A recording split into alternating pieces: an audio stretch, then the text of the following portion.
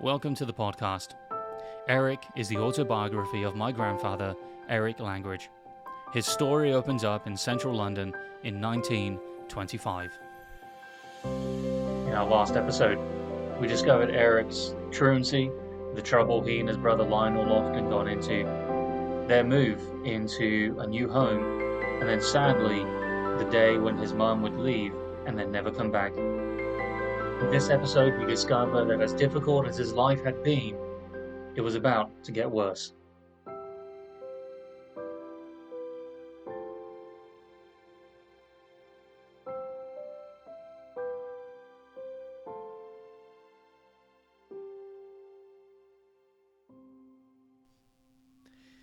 In the meantime, we carried on as badly as ever, and Dad was at his wit's end to know how to deal with us. People kept coming to the house offering to help Dad so that he might be able to cope with 4 children. But Dad was quite adamant that he could manage. If only we could have known what we were letting ourselves in for. Firstly, our eldest brother Don left home permanently. Before, we would see him on weekends or during his holidays, but this time we never saw him again. We carried on as usual, going to school or not going to school, getting lost and causing yet more visits from the authorities. And then one day Dad told us that our 2 sisters were going to live in the country. It would be many, many years before we would ever see them again. Later we were brought home in a black Mariah, a police van. It was such a disgrace, and all the neighbours were watching. Dad was so embarrassed, and he really didn't know what to do with us. Something very unusual happened on another day. It was a Monday, but Dad actually took us to the Manor Place baths, and we had to have a real good scrub with Dad in charge. He also had brought our Sunday clothes with him, and we had to dress up in those. Then he told us we were going on a tram visit to some people in a very big house in Kennington. The building was huge, and inside it had polished floors, old pictures on the walls, and a very wide staircase. We went upstairs and had to sit outside on a bench while Dad went in. It was some time later that we were told that we were going to live in the country with lots and lots of other boys. We looked forward to this new adventure. Little did we know what was in store for us. Finally, the day we had longed for arrived, and we were very excited. Dad got us up particularly early that morning, which was no problem. We were so anxious to begin our outing. We had to have another strip wash and put on our best clothes. After a good breakfast, we left the flat to go to the underground Victoria Main Line. Suddenly, the underground was not the dark, dingy place where we used to spend our time. It was a much happier place today. We just could not contain ourselves, and Dad had to keep a close eye on us to make sure we didn't get lost in the crowds. Victoria Station was a fascinating place for us, full of activity and lots of people. Some wore uniforms of different styles. There were station staff, some with gold braid, soldiers, policemen, and postmen with barrow loads of mail to be put on the trains. Dad said we had arrived early and had plenty of time, and so we walked up and down the platforms looking at the steam engines and the very posh Pullman coaches. It really was an eye-opener, something we had never seen before, and all added to the great adventure we were beginning.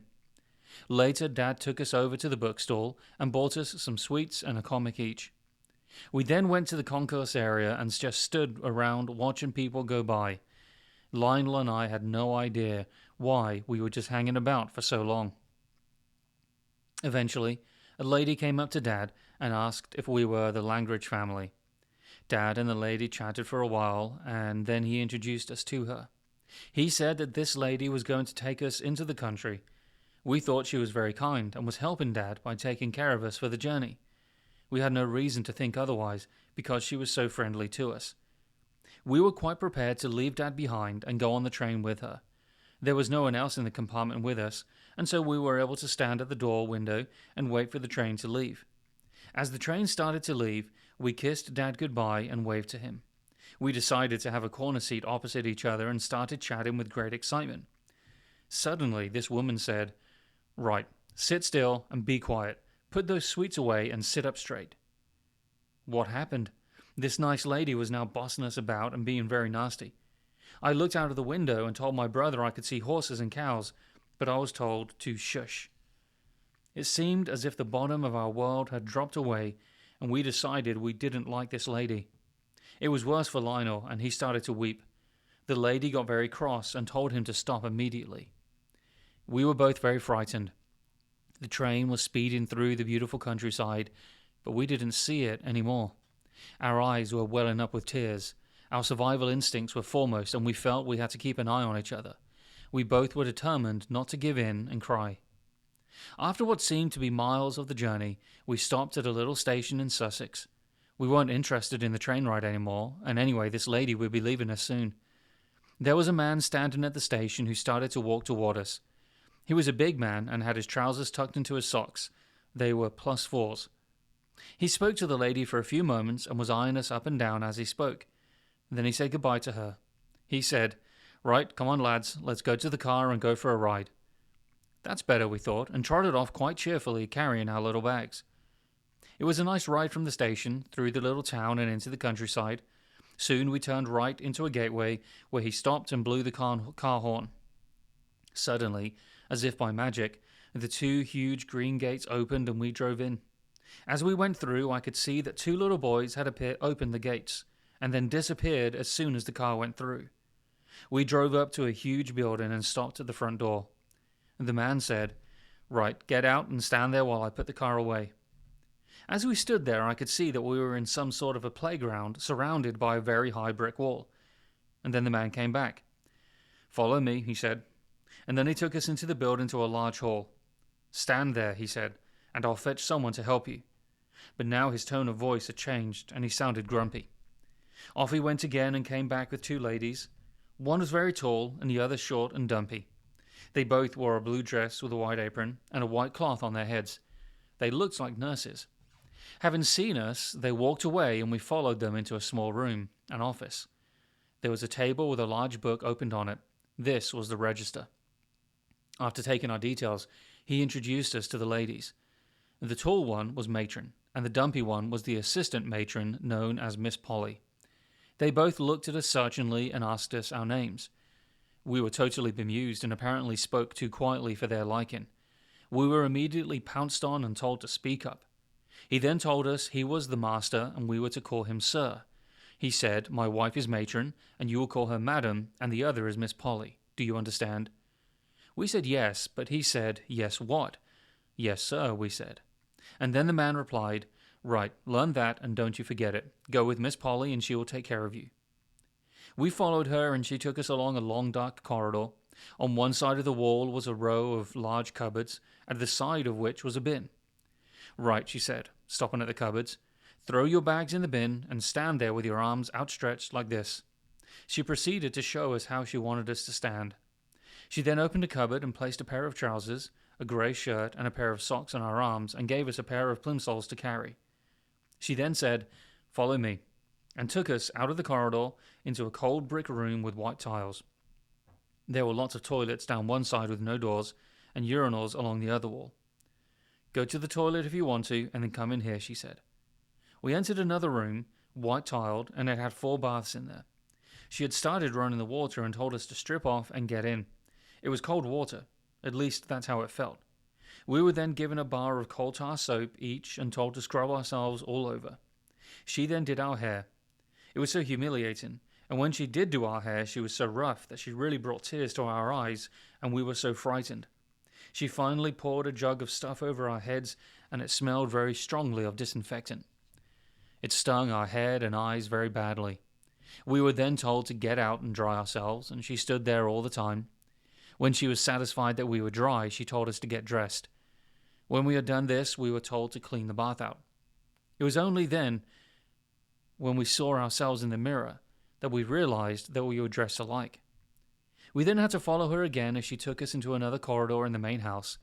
We went along a passage with a polished floor and into a big schoolroom. There were school desks in long rows, and at the head of the room was a piano and a big table. There were also very large cupboards again. There were 2 boys behind each desk, and they all stood up and to attention. We were told that we would have a boy each to look after us, and they would sit us at the desk. We were all told to sit down and be quiet, which we did. In a short while, in he came. There was a deathly hush and a sense of terror in the classroom. He stood behind the table and placed a shoebox there. "Langridges, come out here," he shouted, and up we stood. "Come here," he said. "Don't stand there like stuffed dummies." We obeyed, but we were petrified. I was nearest, and so he grabbed me by the head and dragged me toward him. He then opened his box and took out a pair of hand clippers and started to shave my head. He was brutal and very rough, and sometimes pulled out hair rather than cutting it. If we flinched, he would whack us on the head with the clippers and told us to stand still. When he finished with me, he then started on Lionel. He was as rough as ever and reduced my brother to tears. Lionel was shaking with fright. We now stood there with all our hair off and shaved close to the skin. We now looked like all the other boys. Then we were told to stand up straight and face the boys. It wasn't easy as we had hair down our backs and it was itching. We were told to speak up and introduce ourselves. "My name is Eric," I shouted, and then my brother did the same. "My name is Lionel," he said. But it wasn't loud enough, and so the master humiliated him again in front of the class. "I want you all to make them welcome, and I want Michael and Leslie to come out here. Michael, you will take charge of Lionel, and Leslie, you will take charge of Eric. Now go and show them around and to their bedrooms." The boys then led us away and out into a corridor until we reached a large wooden staircase. We went upstairs and noticed there were 5 bedrooms on one floor. He took Lionel first into a small back room where there were 6 iron beds, and then it was my turn. He took me up to a landing into a much larger room. There were 10 beds in there, and each one had a locker by the head of the bed. "That's your bed," said Leslie, "and this is your locker. You are responsible for a tidy bed at all times, a clean floor space, and a clean and tidy locker. You are not allowed anywhere near another bed or locker." There would be inspections every day, and any mess of the area would be severely punished. Each bed had a brass plate on the wall above the bedhead, and I remember mine was Caxton. It was very highly polished, and we were responsible for it. The locker was a small unit with a drawer at the top and a cupboard beneath. In the drawer was a Bible and a prayer book with my name inside the cover. Woe betide us if we damaged them or left them untidy.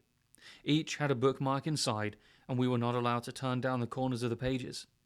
Leslie then showed us around the other bedrooms until we reached the largest room of all. This was the top boys' room, and it had better beds, different colored walls, and there were no brass plaques. The lockers were also taller. Opposite this room was the master and matron's room. No one saw or entered in there. Miss Polly's room was the other side of the small boy's back bedroom. It was a much smaller room than the master's. Further along was another bathroom with 3 toilets and 2 large baths. We went in the back room to see Michael and Leslie. With Lionel, my brother, he showed us his bed, which was made of ugly iron with a mattress, sheet, and a grey blanket. Under the sheet was a rubber mat put there for bedwetters. The rooms were graded according to age, and as each birthday came along, you would be moved from bed to bed until you reached the door, and then you started at the bottom again in another bedroom. This was the last time that I really saw my little brother properly. He was a small boy, and we weren't allowed to mix together. He was there, and I kept an eye on him, but that was all I was able to do. We then went back downstairs and back to the classroom. We opened our desk, and there was a box inside with a pen, pencil, and rubber eraser inside. Leslie said these were all mine, and I was to guard them jealously. The master walked up and down between the desks and gave each of us an exercise book. We had to put our name inside the cover, and also we were given a home number, which we had to memorize. Each desk was numbered and arranged in age groups, which meant my little brother was right at the back of the schoolroom. My number was 27, and he said I had to learn it thoroughly, and he would be checking up on me. The master then said our books would become a diary of events and an instruction book. Everything would be noted, and we would never knew when he would call on us to repeat any one item. It also contained a list of all of our house duties, which would be added to very often. We also had to write in the weekly menus and learn them by heart. There was a big china mug in my desk, number 27, and a toothbrush and comb. We were allowed to choose a reading book from the shelves to keep in our desk. It had to be a learning book by a big author, like Treasure Island, Robinson Crusoe, or Huckleberry Finn. They had to be kept in immaculate condition. Each boy was entitled to 2 sheets of paper and an envelope. Leslie explained this was for letter writing once a month, but we were not allowed to seal the envelope. The master checked every letter, so how could we ever tell the truth and complain? He also did the same with letters from home, and if some parents sent money orders, he would remove them, saying they were for all the boys to share.